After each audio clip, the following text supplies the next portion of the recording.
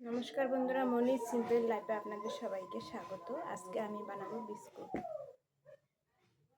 এখানে যা যা লাগছে দেখে নিন। এখানে আমি 2 কাপ আটা নিয়েছি, 1 কাপ ময়দা নিয়েছি, 1 কাপ সাদা তেল নিয়েছি, বেকিং পাউডার নিয়েছি, আর এখানে আমি চিনি গুঁড়ো করে নিয়েছি।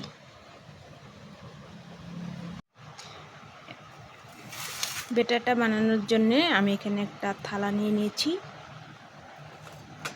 প্রথমে আমি থালার মধ্যে আটাগুলোকে ঢেলে দেব। এখানে আমি 2 কাপ আটা নিয়েছি। তারপর দিয়ে দিলাম 1 কাপ ময়দা,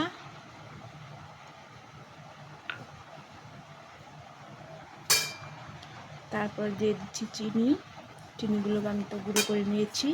এখানে 2 চামচের মতো আছে।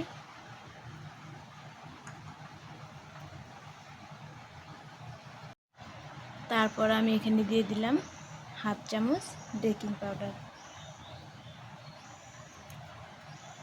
প্রথমে এখানে এগুলোকে ভালো করে মিশিয়ে নেব। ভালো করে মিশিয়ে নিয়েছি। এখন আমি এর মধ্যে একটু একটু করে সাদা তেল দিয়ে মেখে নেব।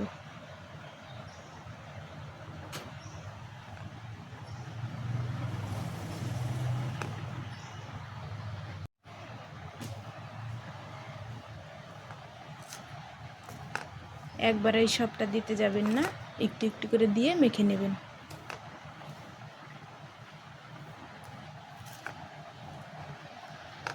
দেখুন, আমি একটু একটু করে তেল দিয়ে এগুলোকে এইভাবে বানিয়ে নিলাম।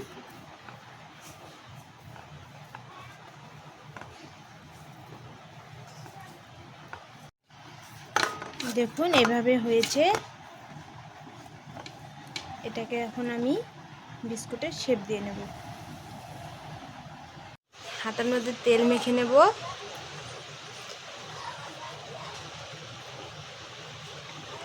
তারপর এখন আমি বিস্কুটগুলোকে শেপ দিয়ে নেব।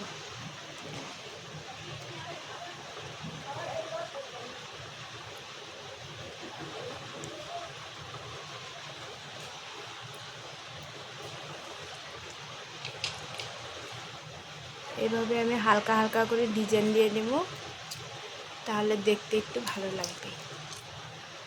আমার বিস্কুট একটা রেডি হয়ে গেছে। এভাবে আমি সব বিস্কুটগুলোকে বানিয়ে নেব।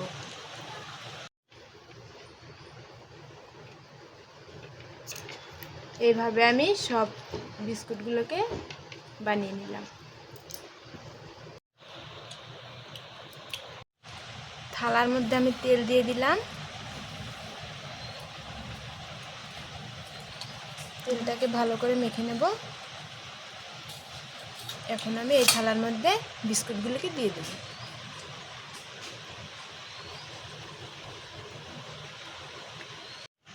এইভাবে আমি সব বিস্কুটগুলোকে দিয়ে নিলাম। গ্যাসটা জ্বালিয়ে নিয়েছি। এর মধ্যে আমি কড়াটা বসিয়ে দেব। কড়াটা পুরো হিট করে নেব। 10-15 মিনিট সময় কড়াইটাকে হিট করে নেব। প্রথম থেকে আমি এটাকে ঢেকে দিয়েছিলাম, এখন আমি এটাকে তুলে নেব।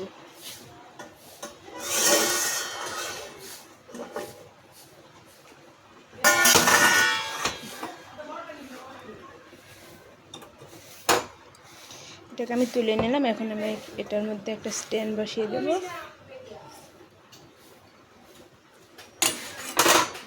তারপর আমি থালাটাকে বসিয়ে দেব। এটাকে আমি বসিয়ে দিয়েছি। এখন আমি এটাকে ঢাকা দিয়ে দেব। 10 থেকে 15 মিনিট ঢাকা দেব।